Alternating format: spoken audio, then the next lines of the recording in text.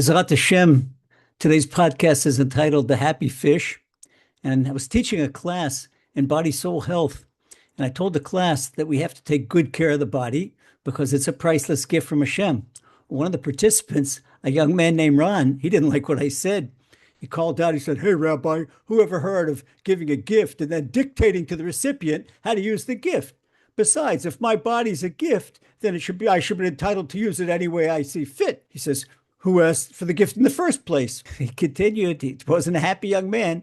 And he said to me, "I should be entitled to use the gift any way I want." And he said, "I'll give you an example. I like to eat shellfish, especially shrimp. The Torah says I can't do that. And I love to drive to the beach on Shabbat, and the Torah says I can't do that. So what kind of gift is that? You give me a gift and you give all these stipulations. I can't do this and I can't do that. And what's good is a gift that's got all types of strings attached to it. In this case, 613 strings." Well, it seemed that the young man was making a strong point. The other people in the class said, "Oh, wait, this guy's got something to say." But it's only superficially so. So I noticed that he liked the water. He mentioned shellfish, he mentioned fish, he mentioned the beach, and he probably loves the ocean too and everything related to it. So I asked him, I said, "Hey, Ron, if your birthday was coming up and I really like you and I decided to buy you an aquarium, would you be happy with a gift like that?" And Ron said, "Sure, the bigger the better." So I said, "Okay, that's fine. Suppose I get you this gorgeous 80-gallon aquarium, complete with everything you need. It's got a heater, it's got a filter, it's got lights, it's got all the equipment you need. You've got a beautiful pair of fish, neon tetras that they glow in the dark, and the proper food that you have to fish. The pet store owner gives everything we need." And he says, "But one thing that the pet store owner gave when I bought the gift for you, or when I will buy the gift for you, I give some stipulations how to take care of that aquarium. He's going to tell me to make sure that the water's got to be 78 degrees Fahrenheit, plus minus 4 degrees. It's not a big deal, but best to aim for 78 degrees and make sure the pH, the acidity of the water, is neutral. And if possible, if not exactly neutral, which is 7.0 pH, make it a little bit acidic, somewhere between 6.5 and 7, but no more, no, certainly not more acidic and not more alkalinic, of course. And then we have to make sure that that water doesn't have any ammonia in it, or it doesn't have any additives, that chemical additives that could endanger the fish. And have to clean the filter on time, proper maintenance. Would have agree to these stipulations and give this gorgeous gift?" Ramon says, "Sure, that's a proper maintenance. That's what you have to do." So wait a second. I asked him, I said, "Wait, what if you thought that I had no right in dictating you how to use your gift? That maybe you want to save electricity and so you don't want to use the light or you don't want to use the filter. And maybe you don't want to change the water or change the filter because when you change the filter, it doesn't smell so good. It stinks. Or maybe you want to feed the fish breadcrumbs instead of this expensive fish food. If you did that, made these changes, the fish wouldn't last long, would they?" He agreed. Of course, the fish wouldn't last long.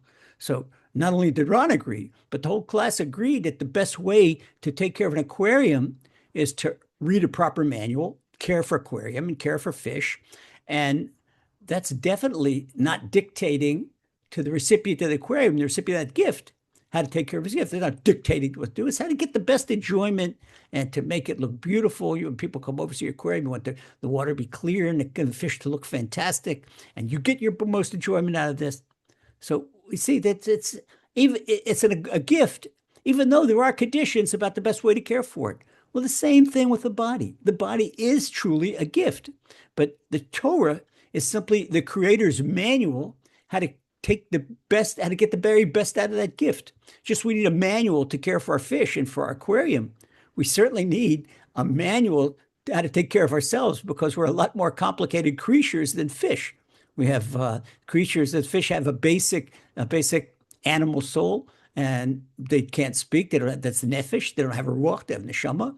We have the basic animal soul. We have the ruach, the human soul, speaking of the soul. We have neshama, the higher part, is part of the divine. So people think they know how to take care of themselves, but maybe they're only taking care of one part of themselves. Most people don't even know how to take care of nefesh, the basic animal soul. How many people eat junk food? How many people do things that are detrimental to themselves? But since so many people use this gift from the Creator improperly, they suffer from anger, they suffer from jealousy. Millions of people are chronically depressed. That's not what the man put. Hashem didn't put us in the world to be chronically depressed. He gives us a manual. It's called the Torah. We fulfill the Torah. The Torah teaches us how to be happy. So all these ailments that we have are for not properly following the manufacturer's guidelines, which is the owner's manual. And Hashem created us. That's creator. He created us and gave us the owner manual, which is called the Torah. So the Torah doesn't force anyone to do anything. Torah gives a blessing for doing the proper thing, and it says a curse. The Torah is really more cause and effect than is telling you must do this. If a person doesn't do what the Torah says, he doesn't go outside and get hit in the head with a bolt of lightning. That's taking away our free choice. Hashem doesn't take away our free choice. So it's not dictating what to do. It's telling us the best possible way to take care of ourselves. And that's what the Creator wants us. He wants to have the most enjoyment from our lives, most enjoyment from ourselves.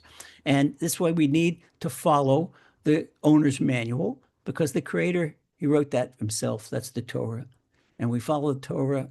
We manifest what the Creator wants in the world. We make this world a better place. We make ourselves a better place. Meanwhile, take care and God bless.